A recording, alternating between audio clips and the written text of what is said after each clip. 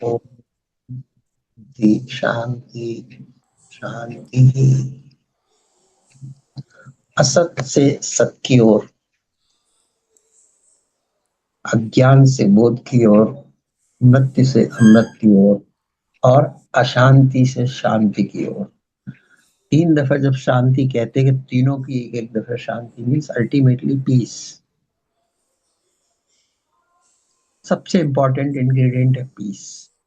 शांति होगी तो आप स्थिर रह सकते हैं, शांति होगी तो आप आनंद ले सकते हैं, शांति है तो आपको नींद आएगी। अशांत व्यक्ति कुछ नहीं कर पाएगा ठीक से, बेचैनी पैदा करेगा। पैसा हो, धन हो, सब कुछ हो तुम्हारे पास, लेकर अगर अशांत हो तो कुछ भी होने का अर्थ नहीं रह जाता तुम्हारे लिए, मीनिंगलेस। चलिए आज एक छोटी सी एग्जाम्पल हम देते हैं नारियल का। श्रीफल कहते हैं महाराष्ट्र में नारियल को। श्रीफल का अर्थ है सबसे ज्यादा पूजा करने वाला, मान्यता वाला और शुभकारी जिसे कहते हैं, शुभ काम में कहते हैं नारियल चढ़ाना, नारियल से प्रारंभ करना, नारियल पूजन करना, भूमि पूजन करना। तो नारियल से मैंने आज का ये प्रसंग क्यों शुरू किया, क्योंकि नारियल की एक उपमा आज मैं आपको देना चाहता हूँ। थोड़े दिन पहले मैंने कहा था देखो नारियल का पेड़ 80-90 फीट ऊंचा होता है। पहले नारियल का वो बॉडी बनती है ना, शेल बनती है, छोटी होती धीरे धीरे बढ़ती जाती, जैसे जैसे पानी भरता जाता है उसमें पानी कहाँ से आता है। 80 फीट, अगर एक पेड़ के ऊपर 100 नारियल लगे तो कितना पानी जमीन से वो खींचेगा ऊपर, सब 100 नारियल को पानी देना प्लस अपने तने को सपोर्ट करना, पत्तियों को सपोर्ट करना। लेकिन ये प्रकृति है। मैंने कहा कॉस्मिक लॉस, प्राकृतिक नियम ऐसे हैं कि पोषण को सपोर्ट करते हैं, तुम्हारे पोषण को भी करते हैं। अगर वनस्पतियों में करते तो तुम्हें क्यों नहीं करेंगे, वृक्षों में करते तो तुम्हें क्यों नहीं करेंगे, फूलों में करते तो तुम्हें क्यों नहीं करेंगे। तो उसमें कहने को तो वो पानी आता है, लेकिन पानी कितना डाइजेस्टिव होता है लोग जानते हैं, कितने रोग सही हो जाते हैं और कितना कुछ होता है। जब नारियल बन जाता है, गरी भी फायदा करती है। जब सूखा नारियल हो जाता है तो तेल भी, कोकोनट ऑयल भी निकल जाता है उसमें से, ड्राई फ्रूट भी बन जाता है, ऑयल भी निकल जाता है, पानी भी उसका फायदा करता है और उसका जो कवर है छिलका, उससे चटाई और मूज भी पैदा हो जाती है। देखिए उसका हर हर रेशा इस्तेमाल होता है।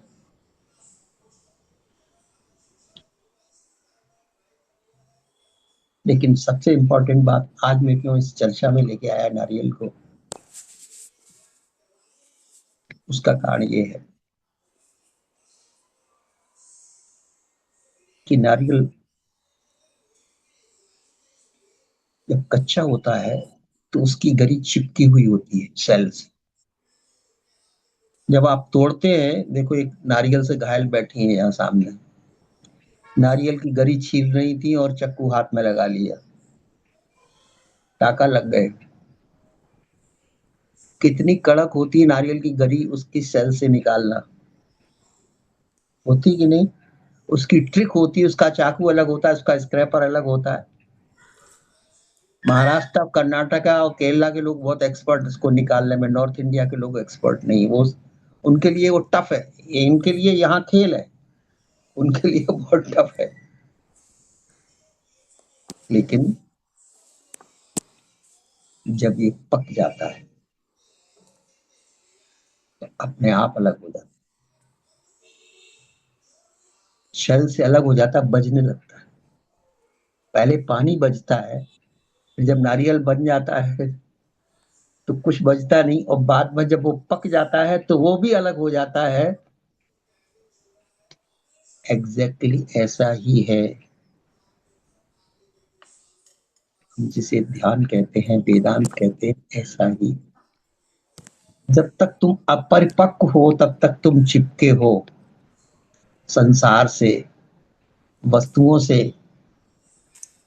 परिवार से, और उस पर लगने वाली चोट तुम्हें चोट पड़ती है, तुम्हें लगने लगता है, दर्द तुम्हें होता है। चोट सेल पे मारो तो चोट उस पे लगती जो अंदर से चिपका। चोट उस चिपकाव के कारण है, क्योंकि अभी तुम्हें परिपक्वता नहीं आई। अभी कच्चे हो, 60 साल के हो गए तो क्या हो गया, 70 के हो गए तो क्या, अटैचमेंट अभी तक जब तक तुम्हारा जाएगा नहीं, तो जो चोट बाहर बॉडी को पड़ेगी वो चोट तुम्हें लगेगी। तुम बॉडी से सेपरेट नहीं हो, तुम दृष्टा और साक्षी नहीं हो पाए हो।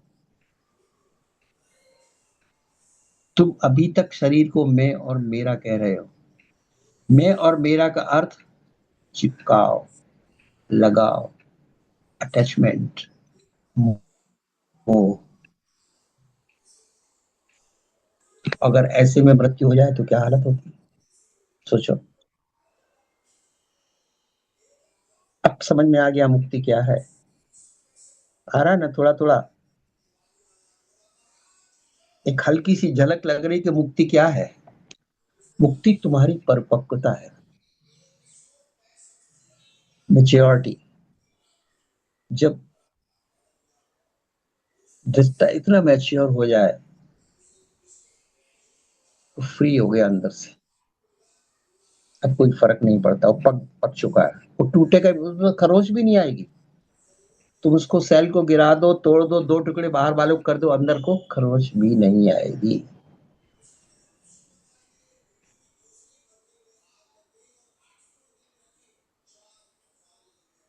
वो परिपक्वता अद्वैत वेदांत के उदाहरण से मैच करती। जब तुम साक्षी होते तब तुम परिपक्व हो जाते, तब तक तुम दृष्टा हो, तुम चिपके हुए हो दृश्यों से, प्रभावित हो रहे हो दृश्यों से, अलग हो गए हो दृश्य के साथ, एक नहीं हो, अलग हो गए, लेकिन तो भी दृश्यों का प्रभाव तुम पर पड़ता है। बाहर लगी चोट अंदर वाले को लगती है। तुम कहते हो, वेदांत कहता है कि शरीर में पीड़ा होती है, मन में दुख होता है, लेकिन तुम उनको देख लेते हो, मतलब तुम उनसे अलग। अगर तुम उनसे अलग हो तो ना दर्द होगा तुम्हें और ना दुख होगा तुम्हें। दुख और दर्द दो ही चीजें परेशान करती इंसान को। दर्द भौतिक शरीर में, दुख मानसिक शरीर में। फिर आवेश, वो भी मानसिक शरीर में, इमोशनल साइकोलॉजी। तीन लेवल है कारण शरीर जिसे बोलते हैं। स्थूल शरीर में पीड़ा होती है, सूक्ष्म शरीर में दुख होता है, तर्क है, लॉजिक है, यादें हैं, और कारण शरीर जहां मैं रहता वहां इच्छाएं हैं, वासनाएं हैं, भावनाएं हैं। भावनाएं आहत होती हैं। तुम कहते हो हमारा किसी ने अपमान कर दिया। अपमान बिल्कुल अलग चीज है। घर में पैसा ना हो, इलाज ना करवा पाओ तो दुख होता है। कोई घर में फंक्शन हो, तुम्हारे पास धन नहीं है फंक्शन मनाने के लिए, सेलिब्रेट करने के लिए, बच्चों को देने के लिए, कपड़े देने के लिए, तो दुख होता है। शरीर को कोई रोगी हो और ठीक से दवा ना कर पाओ तो दुख होता होता कि नहीं। हम सक्षम क्यों नहीं हो पाए, कमी होती जब, तो दुख होता है। लेकिन जब अपमान होता है तो यहाँ दुख नहीं है, आहत होता है, ईगो हर्ट होता है। ईगो कारण शरीर है। अपमान में ईगो हर्ट होता है। यहाँ ना पीड़ा थी ना दुख था, पैसा भी था, पैसे वाले का भी ईगो हर्ट होता है, गरीब का भी ईगो हर्ट होता है, बड़े का भी ईगो हर्ट होता है, छोटे का भी ईगो हर्ट होता है, मेल का भी ईगो हर्ट होता है, फीमेल का भी ईगो हर्ट। क्योंकि भावनाएं तो सभी के अंदर है।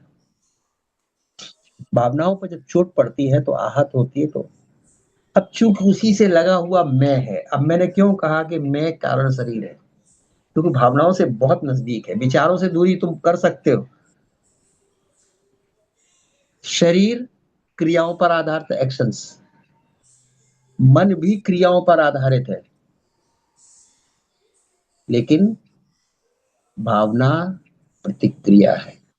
दुख प्रतिक्रिया है। जब गहन दुख होता है तब कुछ परिवार में कुछ घटना घट जाए तो पैसे का नुकसान नहीं हुआ, धन का नुकसान नहीं हुआ, अपमान नहीं हुआ, लेकिन बहुत गहरा दुख, सेपरेशंस हो गई।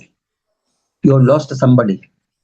वो धन नहीं था, वो परिवार का एक सदस्य था, उस पर उसके साथ जिंदगी गुजारी थी तुमने। जरूर नहीं कि वो तुम्हें अभी हेल्प करता है, पैसा देता है या घर चलाता है, नहीं। एक एम्प्टीनेस तुम्हें फील होती है। जो साथ रहा, जो एसोसिएट रहा, वो आज ब्लैंक हो गई वो जगह। तुम रोज बैठ के जहाँ चाय पीते थे, खाना खाते थे, दो बातें करते थे, वो टेबल की कुर्सी खाली है आज। तो तुम्हें वो जो एम्प्टीनेस लगेगी, वो पीड़ा देगी। हालांकि वो पीड़ा न तो शरीर की है, न पीड़ा मन की है, न पीड़ा फाइनेंस की है, वो पीड़ा एम्प्टीनेस की है, लूजिंग एसोसिएशन। वो पीड़ा विरह की है, विरह हो जाना, सेपरेट हो जाना। जो एसोसिएट होते वो डिसोसिएट हो गए बहुत लंबे समय के बाद। बेटा हो सकता, पति हो सकती, पत्नी हो सकती, माँ हो सकती, बेटी हो, कोई भी माँ, कोई भी क्लोज से क्लोज रिलेशनशिप। तो वो जो पीड़ा है वो एक अलग तरीके का दुख है। एक दुख है कि हमारी जरूरतें पूरी नहीं होती, समस्याओं का दुख है, उलझने हैं, वो अलग बात है। लेकिन ये दुख एकदम एक अलग कैटेगरी का होता है। And it is not easy to forget it और to come out of this. क्योंकि मैं वहीं बैठा रहता, आई हमेशा रहता, उसी ट्रैप में आई आ जाता है। क्रोध होगा तो प्रतिक्रिया में आई है, आहत हो गया तो प्रतिक्रिया में आई है। और जब विग्रह होता है, सेपरेशन होता है, मिलन और विग्रह, तो वहां भी आई सेंटर पे है सब जगह। और बहुत क्लोज है, बहुत क्लोज है, एसोसिएशन क्लोज होती है। उस दर्द को मिटा पाना बहुत मुश्किल है। लेकिन अद्वैत वेदांत कहता है जिसे तुम बदल नहीं सकते उसे स्वीकार करो। अक्सर हम कहते कि नहीं सत्संग में, जिसे तुम बदल नहीं सकते उसे स्वीकार कर लो। तुम रोक नहीं सकते उस सेपरेशन को, तुम रोक नहीं सकते। कोई अपना सगा लगा नहीं रहा जिसके साथ तुम्हारी लंबी एसोसिएशन थी। तुमने लाख प्रयास किया, दवाई की, सेवा की, सब कुछ किया, लेकिन तुम बचा ना पाए। क्योंकि वो उसका जाना इनएविटेबल हो गया, वो अपनी यात्रा पर था, उसका जाना इनएविटेबल हो गया था। तो जिसे तुम बदल नहीं सकते उसे क्या करो, स्वीकार करो। उसे प्रभु का निर्णय समझ के, ईश्वर का निर्णय समझ के उसे स्वीकार कर लोगे। ये चीज धीरे धीरे तुम्हें राहत देगी और उससे बाहर निकालेगी। तो जो ये चीज गहन अंतम अंतरतम में जो बात हमने कही, ये बाहर के लिए भी उतना ही जरूरी है कि जिसे आप बदल नहीं सकते। कोई रिश्तेदार, बेटा है, बेटी है, आपकी बात नहीं मानता, कोई व्यवहार है, सास है, बहू है, पति है, पत्नी है, जिसे आप बदल नहीं सकते। प्रयास तो पहले बदलने का करते, समझाने का करते, बताने का करते, एडजस्ट करने का करते। लेकिन ये प्रिंसिपल वहां भी इक्वली अप्लाई होता है कि जिसे आप बदल नहीं सकते उसे स्वीकार कर लो। कब तक संघर्ष करते रहोगे, कब तक लड़ते रहोगे, कब तक भागते रहोगे, कब तक छुपाते रहोगे? यही तो हम करते हैं।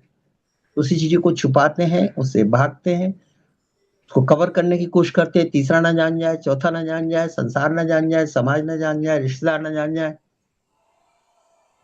नहीं,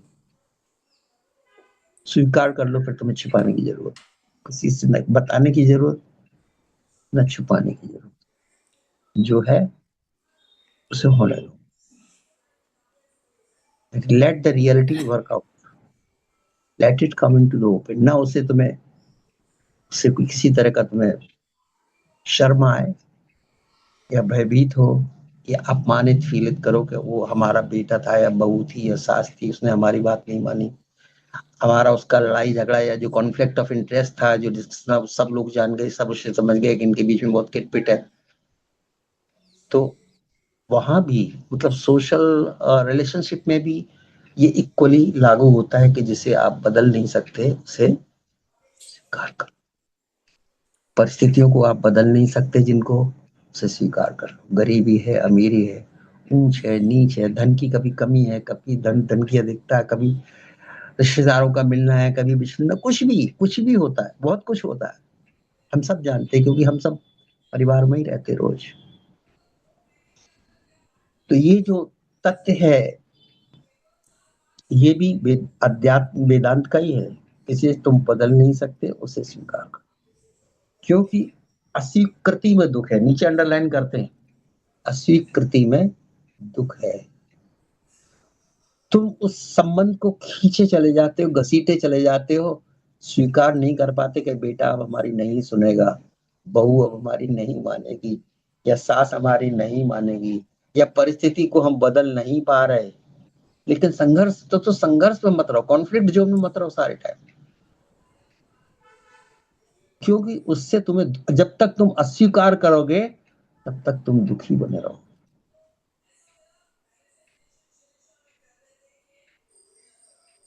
इसी तरह सेम चीज जो मैंने अभी भावनात्मक लेवल पर कही थी, वही विचारात्मक लेवल है और भौतिक लेवल पर भी बाहर कही। परमात्मा का प्रभु चाह घटित हो रहा है, तुम बदल सकते हो तो बदल दो, और नहीं बदल सकते हो तो जो हुआ स्वीकारो। संघर्ष में मत, डोंट बी इन कॉन्फ्लिक्ट, संघर्ष में मत रहो। न विचारों का संघर्ष, न भावनाओं का संघर्ष, न व्यक्तियों का संघर्ष, और न परमात्मा से संघर्ष कि तुमने ऐसा क्यों किया, हमने क्या गलती की थी, हमसे क्या भूल हो गई थी। हम तो प्रार्थना भी करते थे, हम तो पूजा भी करते थे, हम तो सात्विक भी थे, हमने किसी को हर्ट भी नहीं किया, आहत भी नहीं किया। फिर हमें ये दंड किस बात का मिल रहा है? वो दंड नहीं है, तुमने उसे क्लासिफाई किया कि दंड है। ये परमात्मा के कॉस्मिक लॉ है, और कॉस्मिक लॉ पे हम प्रश्न उठाने वाले कोई होते नहीं। अगर परमात्मा के न्याय पे अगर हम प्रश्न उठाते हैं, स्वीकार नहीं करते हैं, इसका मतलब वो प्रश्न हम परमात्मा को उठा रहे हैं कि तुम्हारे न्याय में कहीं गलती है। तुम्हारे न्याय में गलती है, हमारे मांगने में गलती नहीं है, हमारी सोच में गलती, मिस्टेक नहीं है, मिस्टेक तुम्हारे देने में है। परमात्मा तुम्हारी मांग स्वीकार करे तो परमात्मा अच्छा है, और तुम्हारी मांग नाजायज लगे और न स्वीकृत हो तो तुम्हें लगा परमात्मा ने हमारे साथ न्याय नहीं किया, या न परमात्मा कहो, तुम बोलो भाग्य ने हमारे साथ न्याय नहीं किया, दुर्भाग्य था। कहीं ना कहीं तुम उस चीज को, क्योंकि तुम्हें तब तक सेटिस्फेक्शन होगा ही नहीं जब तक उस पर खूंटा का लेबल नहीं लगा दोगे तुम। ये हमारा दुर्भाग्य था, ये हमारे ये रिश्तेदार के कारण हुआ, उस रिश्तेदार के कारण हुआ, हमारा समय खराब था, भाग्य खराब था, रिश्तेदार खराब था। और लास्ट में परमात्मा था, कोई पूजा हो रह गई होगी, कोई पितृदोष रह गया होगा, तो चलो उसकी पूजा, पंडित भी कह रहे थे कि पितृदोष तुम्हारे परिवार में लगा, चला इसकी पूजा करवा लो, तो तुम्हारे मन में कितनी शंकाएं पैदा होती। तुम खुले मन से परमात्मा के निर्णय को स्वीकार नहीं कर पाते। जो इतने प्रिसीजन के साथ, जब मैंने तुम्हें नारियल का एग्जांपल, इतना प्रिसीजन के साथ हर साल नारियल में पानी जो भरता है, न्यूट्रिशन जो देता है, इतना बड़ा, और प्रकृति को मालूम भी नहीं, परमात्मा को मालूम नहीं कि इस नारियल के इस पेड़ में इतना पानी ये पक रहा। नेचर अपने आप में पूर्ण है, उसे किसी एडवाइस की बाहर से जरूरत नहीं पड़ती। तो प्रकृति की पूर्णता इतनी ज्यादा है कि उसके लॉ हम समझ नहीं पाते। हमने सिर्फ अपने घर के कानून समझे, समाज के कानून समझे, देश के कानून समझे, और अपना जो तर्क के हिसाब से सही होना चाहिए, लॉजिक माइंड तुम्हारा कितना सोच सकता है, लॉजिक कितना सोच सकता है, ये सही, ये गलत, ये पुण्य, ये पाप, ये अच्छा, ये बुरा, जो लेवल लगाते उसके हिसाब से हम समझते हैं। लेकिन ऐसा नहीं है। थोड़े ठंडे दिमाग से होके मैं को हटा के जरा देखो, मेरे को हटा के जरा देखो, इस शरीर भी तो प्रकृति है, और परमात्मा प्रकृति का कॉम्बिनेशन है। ये गलत क्यों करेगी तुम्हारे साथ? तुम हो कहाँ है इसमें? प्रकृति ही तो खेल रही, वही तो बीमार पड़ रही, वही अच्छी है, वही हंस रही, वही मुस्कुरा रही, वही रो रही, तुम कहाँ हो? बट तुम जब मैं को एसोसिएट करते हो उसके साथ, तब घटना बिल्कुल डिफरेंट होने लगती है। तुम एक खेल के अंदर, प्रकृति के खेल के अंदर एक अपनी रचना, अपना खेल चालू कर देते हो, यहाँ प्रॉब्लम हो जाती है। तो जब मैंने ये कहा आपसे कि अस्वीकृति में दुख है, नॉन एक्सेप्टेंस में दुख रहेगा, तुम मत स्वीकारो, प्रकृति का निर्णय। मत स्वीकारो कि वर्षा ज्यादा हुई, मत स्वीकारो कि सूखा था, मत स्वीकारो कि गर्मी है, लेकिन उससे कौन परेशान होगा? प्रकृति नहीं, तुम दुखी रहो। तो अस्वीकृति में दुख है, ये फिजिकल लेवल पे भी उतना ही है, सोशल परिवार में भी जब तुम स्वीकृत नहीं करते वहां भी उतना ही है, इमोशनल लेवल में भी उतना ही दुख है। हर जगह ये लॉ लागू होता है कि जो कुछ हो रहा है तुम अपना बेस्ट कर लो, तुम जो कर सको वो कर लो, जो तुम बेस्ट उपाय है वो कर सको वो कर लो, लेकिन एक लिमिट के बाद तुम कर नहीं सकते, तो क्या करो? स्वीकार लो। तभी हम कहते हैं जब जिसको तुम बदल ना सको उसको तुम स्वीकार लो।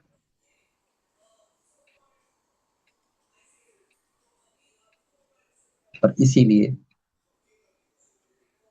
सत्संग तो एक सिर्फ बहाना है झुक के मिल के बैठने का, रिमाइंड कराने का।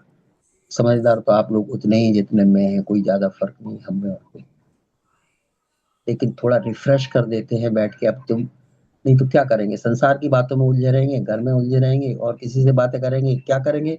रामायण पढ़ने में उलझे नहीं है, पढ़ते चले जा रहे, पढ़ते चले जा रहे, खत्म करना है, चैप्टर खत्म करना, और कुछ है उद्देश्य है ही नहीं। या तो सुंदरकांड को खत्म करना है, या हनुमान चालीसा को खत्म करना है, या कोई भी कृत्य करना है, या पूजा करनी तो पूजा को खत्म करना है। कभी लेट हो रहा है, कभी 2 घंटे में हो जाना चाहिए, वो नहीं हो पाया, यज्ञ नहीं हो पाया, ये नहीं हो पाया, वो नहीं, अनुष्ठान नहीं हो पाया। अब उसमें सब्जेक्टिविटी नहीं रहती, सिर्फ ऑब्जेक्ट है, एक कृत्य की तरह यहाँ से यहाँ खत्म करना है, लेकिन तुम सब्जेक्टिविटी हो। तुम सब्जेक्टिविटी का अर्थ क्या? तुम रिलैक्स हो हर पल? क्या तुम तटस्थ हो हर पल? नहीं, तुम बाइज्ड हो जाते, तुम झुक जाते एक तरफ। जब आप रिलैक्स रहते हैं, तटस्थ रहते हैं और दृष्टा भाव में रहते हैं, वही सुख है। प्रैक्टिकल लाइफ का सुख वही है जब आप तटस्थ हैं, क्योंकि हमेशा निर्णय तुम्हारे पक्ष में आने वाले नहीं है, रिजल्ट हमेशा तुम्हारे हिसाब से, तुमने कितना भी हार्ड वर्क किया हो जरूर नहीं कि तुम्हें सफलता मिले, और असफलता मिलेगी तो तुम्हें दुख मिलेगा। इसलिए रिलैक्स रहो और तटस्थ न्यूट्रल रहो। मेरा तेरा के चक्कर में, अच्छा बुरा के चक्कर में, मन चाहा अनचाहा से प्रभु चाहा में आ। जब हम तटस्थ की बात करें तो प्रभु चाहा।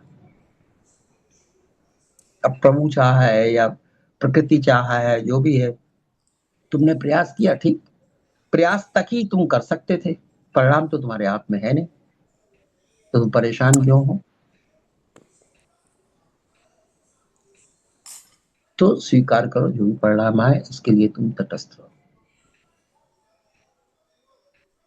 दूसरी बात, अद्वैत वेदांत कहता है कि प्रतिपल तुम्हें रिलैक्स रहना। काम करते हुए भी तुम रिलैक्स रहना। शरीर काम कर रहे हैं, अंग काम कर रहे हैं, अगर अंग अनफिट है तो काम यथाशक्ति करो जितनी ताकत है तुम्हारी। अगर इतनी क्षमता है तो इतना बड़े काम मत ले लो अपने सिर पर, अंग पर, कि नहीं हमें करना ही है और परिवार का काम है और त्योहार आ गया और ये नहीं। यथाशक्ति का अर्थ, ये योग का सिद्धांत है, यथाशक्ति और निरंतरता। अक्सर इन शब्दों का हम इस्तेमाल करते हैं। यथाशक्ति जितनी तुम्हारी क्षमता है उतना ही करो, लेकिन निरंतरता रहे, किसी भी तुम्हारे प्रयास में निरंतर रहे, तो धीरे धीरे धीरे धीरे वो सफल हो ही जाता है। लेकिन अगर तुम रिलैक्स नहीं हो, एक्सरसाइज कर रही, तुम टेंस्ड होकर कर रही, जैसे कोई ड्यूटी है निभानी है, 1 घंटा करनी है, पौने घंटा करना ही है, नहीं, करते हुए रिलैक्स रहना, बैठे हुए बातें करते हुए रिलैक्स रहना, तनाव मुक्त रहना, तनाव ग्रस्त नहीं। हम कर रहे, पसीना आ रहा हो, करे जा रहे, क्योंकि कहीं पीछे ना रह जाए, दूसरा देख रहा तो सही कर रहे कि तुम गलत कर रहे।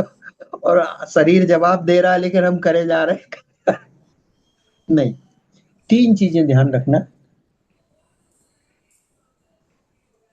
हर एक योग में कहा जा गया है कि एक तो तुम हमेशा रिलैक्स रहो, relax body, alert mind, mentally सजग रहो। और तीसरा चीज, बात बात का निर्णय मत लो, को रिलेशन मत स्टैब्लिश, ऐसा हुआ इसलिए ऐसा हुआ, वो ऐसा हुआ इसलिए ऐसा, उसने ऐसा कहा इसलिए ऐसा, नहीं, स्वीकार करते जाओ जो भी हो। फिर तुम जिसे बदल सको बदल देना, नहीं बदल पाओ तो स्वीकार करते चले जाओ आगे। ठीक है, तो जब ध्यान में भी यही कहते, 3 बातें हैं ध्यान की, 3 बातें क्या? रिलैक्स रहना, होशपूर्ण रहना, और तीसरी निर्णय मत लो कोई भी, अनिर्णय। मूल्यांकन मत करो, निर्णय मत लो, प्रतिक्रिया मत करो, वो तीनों चीजें एक साथ हो जाती। जैसे ही आप मूल्यांकन करेंगे, जैसे ही आप मूल्यांकन करेंगे, प्रतिक्रिया करेंगे, उस एक साथ तीनों चीजें हो जाती, इसलिए अनिर्णय की स्थिति में रहो, रिलैक्स रहो, physically relax, mentally alert, internally neutral, तटस्थ, अनिर्णय। जज मत कर लो, रिजल्ट मत निकाल लो, 2-2 मिनट पे जजमेंट हम पास करते चले जाते हैं, चीज अच्छी है, चीज बुरी है, व्यक्ति अच्छा है, इसने एक बात कही है, बुरी बात कह दी, ये ऐसा हो गया, घटना हो गई, ऐसी हो गई, नहीं कोई नहीं उसने।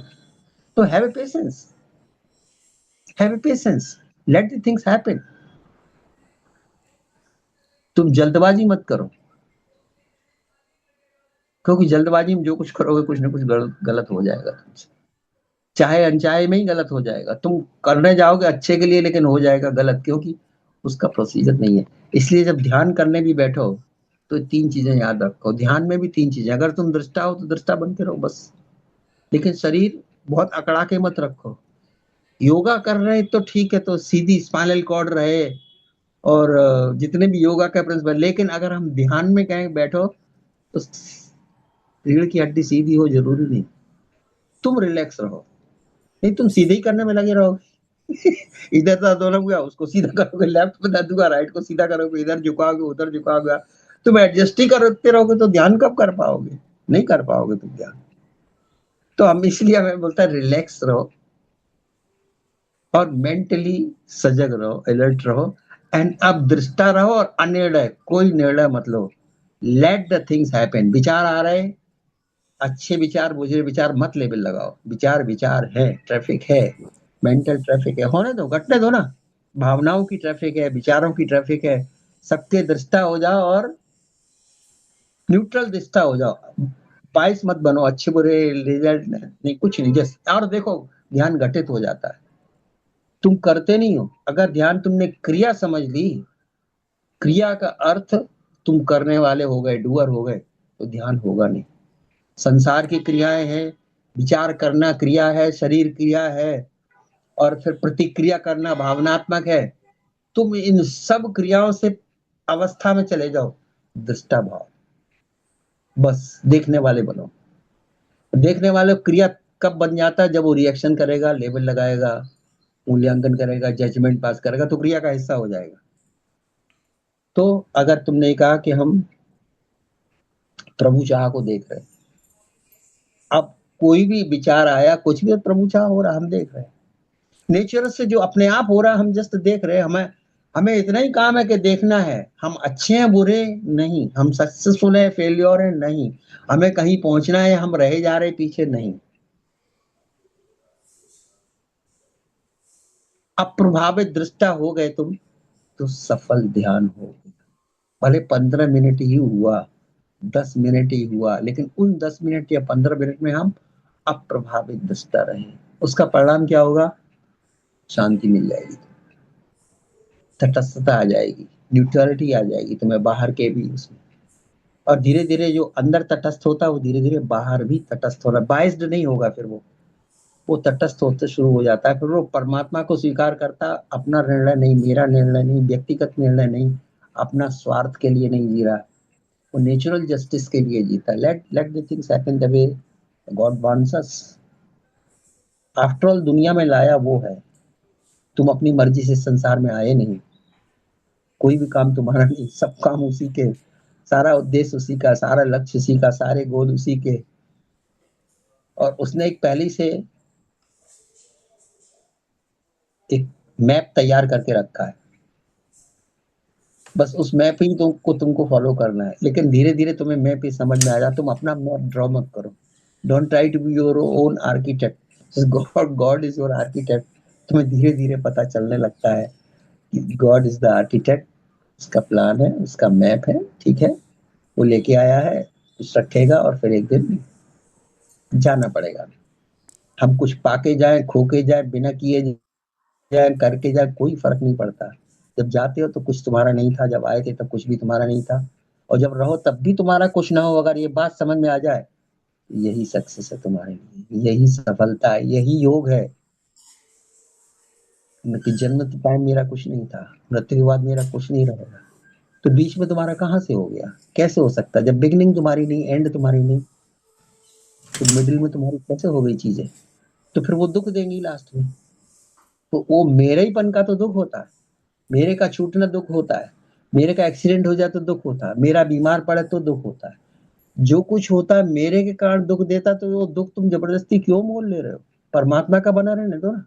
तुम्हारा जाता क्या? अगर बेटा भी तुम्हारा है, बच्ची भी तुम्हारी, तो परमात्मा की कहने में तुम्हारा कुछ नुकसान हो गया क्या?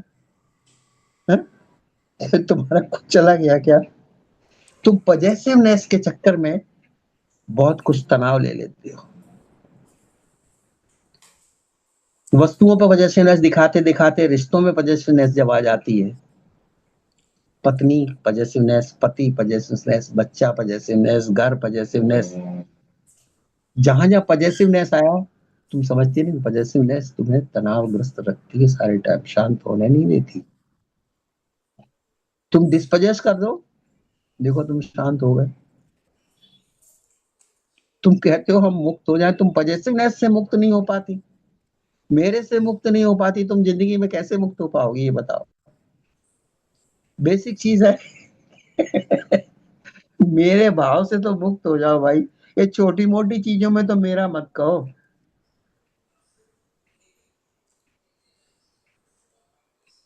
जब मैंने कहा ये प्रकृति और परमात्मा का ही खेल है, तुम बाहर हो बस, बाहर से देखो मात्र इसको, देखो मात्र, जानो तुमसे कुछ कर नहीं सकते। प्रकृति अपना रोल करेगी, परमात्मा अपना रोल कर रहा। तुम्हारा रोल इतना ही, तुम सजगता हो, तुम बुद्धत्व को उपलब्ध, तुम जान गए इस पूरे भेद को। अब जान गए तो चुपचाप बैठो ना, साक्षी बन के बैठो ना, साक्षी बन के बैठो और खिलौना का आनंद लो। एक खिलौना है, तुम कहते हो हम खिलाड़ी, खिलौने सामने है। नहीं, धन खिलौना है, रिश्ते खिलौना है, बाकी मन नहीं, ये खिलौना है परमात्मा का, और वो खेलेगा इससे। जब तुम सजग हो गए हो और साक्षी हो गए, फिर देखो क्या होता है। साक्षित्व में चार अंग है उसके। एक तो पूर्णता, क्योंकि साक्षी हुए तो पूर्ण हो गए, या पूर्ण हो गए तो साक्षी हो गए। तो अब तृप्ति, तुष्टि, शांति सब आ गई, पूर्णता आ गई। अब किसी चीज की जरूरत नहीं। दूसरी चीज, पूर्णता के साथ अनादि और अनंत होने का आभास आ गया, यानी शाश्वत हो तुम, अपरिवर्तनीय हो तुम, पूर्ण हो, तुम शाश्वत हो। तीसरी चीज, तुम लिमिटलेस हो, अनलिमिटेड। अभी तुम आकार में बद्ध नहीं रहे, पूर्णता आकार से बाहर चली जाती है, यानी आकाश भी उसकी सीमा में आ गया, सूरज चांद भी उसकी सीमा में आ गया, पृथ्वी तो है ही। तुम क्या समझते, पूर्णता का यहाँ कोई बल्ब है जो अंदर जल जाता है? पूर्णता का अर्थ है समग्रता, इंफिनिटी, बिगिनिंगलेस, एंडलेस। ये टाइम के रिस्पेक्ट में, इंफिनिटी ये साइज के रिस्पेक्ट में, दोनों अलग अलग है।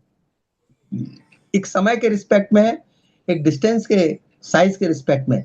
Infinite, no beginning no end. आकाश का तुम्हें बिगिनिंग एंड दिखाई देता कहीं नहीं।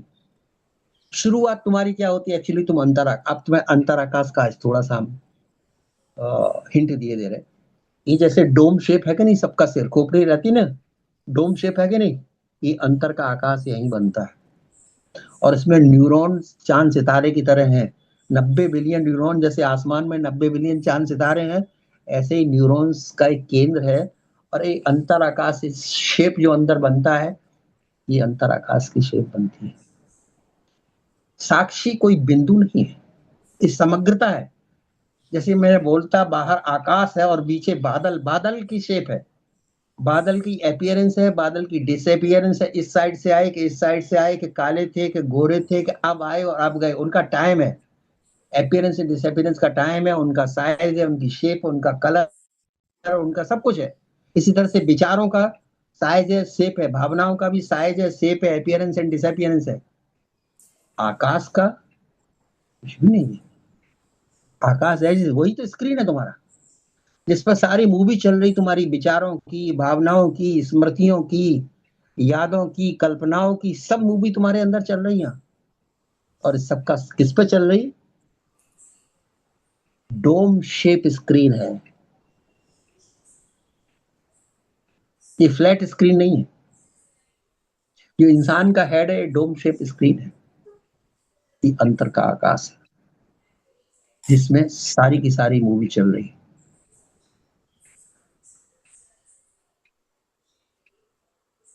साक्षी का अर्थ तुम आकाश हो, तुम घटना नहीं हो। आकाश में होने वाली घटना नहीं, विचारों के बादल नहीं, भावनाओं के बादल नहीं, क्रियाओं के बादल नहीं, या क्रियाओं के पंछी नहीं। न बादल हो, न पंछी हो, न तारे हो, न प्लेनेट हो। सब आकाश के अंदर है, लेकिन सब मूविंग है। Everything is moving and changing. आकाश मात्र शाश्वत है, आकाश मात्र पूर्ण है, आकाश मात्र अनादि और अनंत है, आकाश मात्र सब कुछ है। बिगनिंग नहीं, एंड नहीं, लिमिट नहीं, पूर्णता है, इसलिए आनंद है। तुम में और आकाश में इतना फर्क है। अगर तुम आकाशवत हो गए, अनुभव कर लिया अपनी पूर्णता को, तो तुम आनंदित रहे। अब तुम्हें कुछ लेने देने नहीं। हजारों बादल आएंगे, हजारों घटनाएं घटेंगे, धनुष बाण चलेंगे, गोलियां चलेंगी, बम्बार्ड फटेंगे, सब कुछ होगा, लेकिन सब होके सब चला जाएगा। कुछ नहीं, किसी का परिणाम नहीं रुकता, कोई क्रिया नहीं रुकती, कोई बादल नहीं रुकता, जन्म मृत्यु नहीं रुकती, शरीर नहीं रुकता, आकार नहीं रुकता। मात्र तुम आकाशवत हो। ये शरीर, तुम इसमें भी हो, तुम इससे बाहर भी हो, तुम अनंत हो, तुम अनादि हो। ये शरीर आज तुम में अपीयर होगा, तुम में ये डिसअपियर होगा। तुम नहीं डिसअपियर होने वाले। ये आकार डिसअपियर हो जाएगा। तुम कहीं जाते भी नहीं, तुम्हें चलना भी नहीं, तुम्हें कहीं जाना भी नहीं।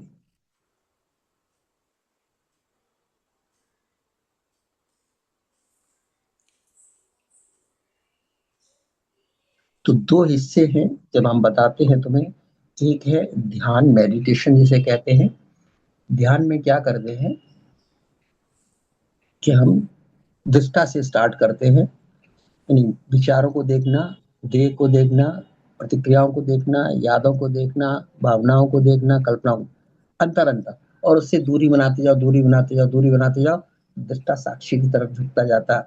तो वो साक्षी जो हमारी गहरी नींद में होता है, उसकी तरफ दृष्टा का झुक जाना, क्योंकि दृश्य का मिट जाना है। दृष्टा कब साक्षी होता है? जब दृश्य मिट जाते हैं। गहरी नींद में क्या होता है? दृश्य मिट जाता है, मैं नहीं रहता है, संसार नहीं रहता है, मेरा नहीं रहता, समस्याएं नहीं रहती, कोई क्लाउड नहीं रहते।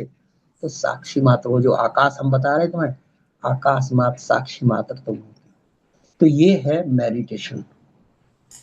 माइंडफुलनेस क्या है? सजगता। अब ये जो था मेडिटेशन में, इस शरीर के अंदर घटा। गहरी नींद तुम्हें आई, तुम्हारे अंदर घटा। लेकिन सजगता में तुम पूरे ब्रह्मांड होते हो। तुम आंखें खोली, सब कुछ है, लेकिन तुम इस शरीर को भी देख रहे हो, 10 शरीर को भी देख रहे हो, चीजों को देख रहे हो, घटनाओं को देख रहे हो, संसार को देख रहे हो। अब तुम्हारी नजर कहां से हो जाती? परमात्मा की नजर से। दृष्टिकोण कहां से हो गया? परमात्मा की तरफ से। अब तुम जैसे संसार देखते हो, जैसे उसकी नजर में, पुरुष की नजर में सारी प्रकृति आ गई, सारा ब्रह्मांड आ गया उसकी नजर में। यहाँ तुम्हारे दृश्य से, इंडिविजुअल दृश्य से। मेडिटेशन में क्या था? तुम्हारे व्यक्तिगत दृश्य थे, व्यक्तिगत क्रियाएं थी, व्यक्तिगत विचार थे, व्यक्तिगत भावनाएं थी, पर्सन से रिलेटेड थे। पर्सन से तुम प्रेजेंस में कन्वर्ट हुए, लेकिन एक दफा प्रेजेंस बने, presence is everywhere. This person is also present in the presence, and the whole universe is present in this presence. तो इसको कहते हैं समग्रता, मूलता। अब जो हमने चार तत्व बनाए बताए थे तुम्हें पूर्णता के, तुम समग्र हो, तुम पूर्ण हो, तुम अंदर भी हो, तुम बाहर भी हो, तुम अनादि हो, तुम अनंत हो, सारे प्रकृति तुम्हारा दृश्य है, सारा ब्रह्मांड तुम्हारा दृश्य है। अब तुम परमात्मा की तरह दृष्टा बन गए। अब कुछ भी नहीं तुम्हारे लिए, कोई चीज मैटर नहीं करती, बस सब कुछ हो रहा है। गुरुत्वाकर्षण से सब प्रकृति, सूरज, चांद, सितारे सब चल रहे हैं, और उसपे होने वाले, धरती पे होने वाले जितने करोड़ों जीव, अपीयर एंड डिसअपीयरेंस का खेल है। तुम मात्र साक्षी हो हर घटना के, और चुप हो, मौन। जो चौथा हम इंग्रेडिएंट कहना भूल गए थे वो है मौन। पूर्णता, अनादि, अनंत, शाश्वत, मौन।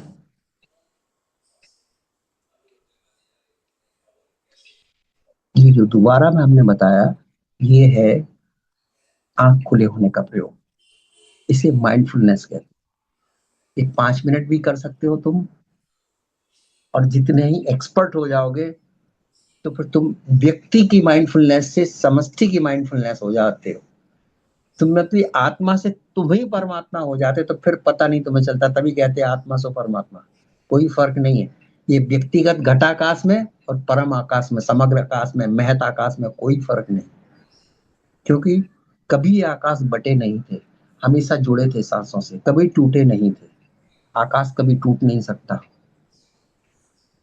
हर जीव में आकाश जुड़ा है, हर घट में आकाश जुड़ा है।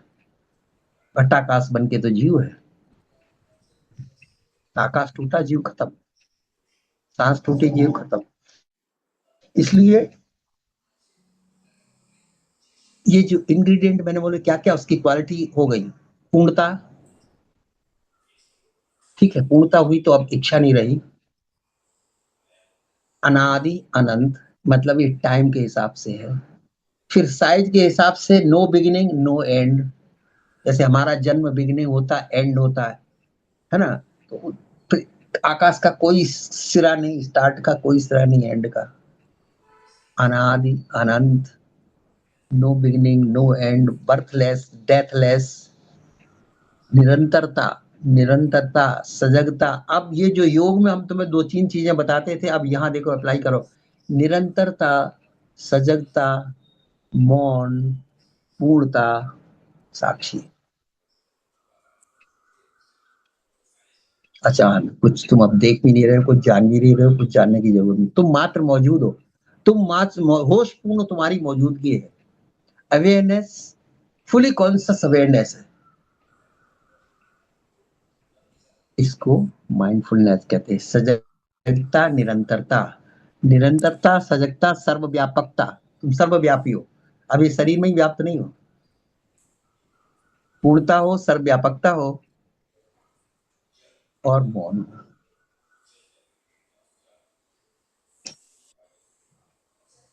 अब जरा 5 मिनट के लिए इसको साध लो, ठीक है। सजगता, निरंतरता को साधते हैं, माइंडफुलनेस को। थोड़ी देर के लिए आंखें बंद कर लो और तुम पाओगे कि तुम व्यक्ति नहीं हो, समझती हो। तुम्हारा स्पेस सिर्फ अकेला तुम्हारे गगन तत्व के ऊपर नहीं है।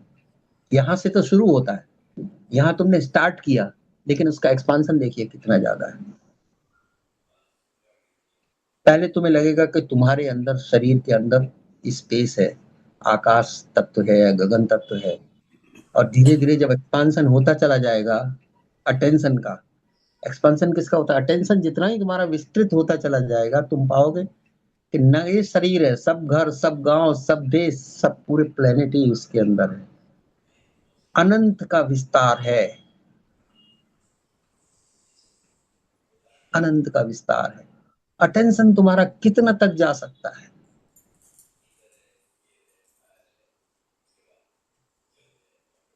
और मौन है, पूर्ण है, इसलिए कोई मूल्यांकन नहीं, कोई निर्णय नहीं, कोई लेबल नहीं। आकार बोलता है, निराकार साइलेंट रहता है। इसलिए तो परमात्मा मौन है। प्रकृति बोलती है, वृक्ष बोल सकते हैं, पक्षी बोल सकते हैं, जानवर बोल सकते हैं, लेकिन परमात्मा सदा मौन है। अब परमात्मा आत्मा नहीं बन गया, वो मेडिटेशन में परमात्मा आत्मा बन जाता है, और इसमें आत्मा परमात्मा बन गई, रिवर्स वे। तुम एक्सपांड हो गए, अब तुम व्यक्तित्व तो नहीं रहे, समग्रता हो गए, होलनेस, परिपूर्णता, समग्रता, व्याप्त और मौन।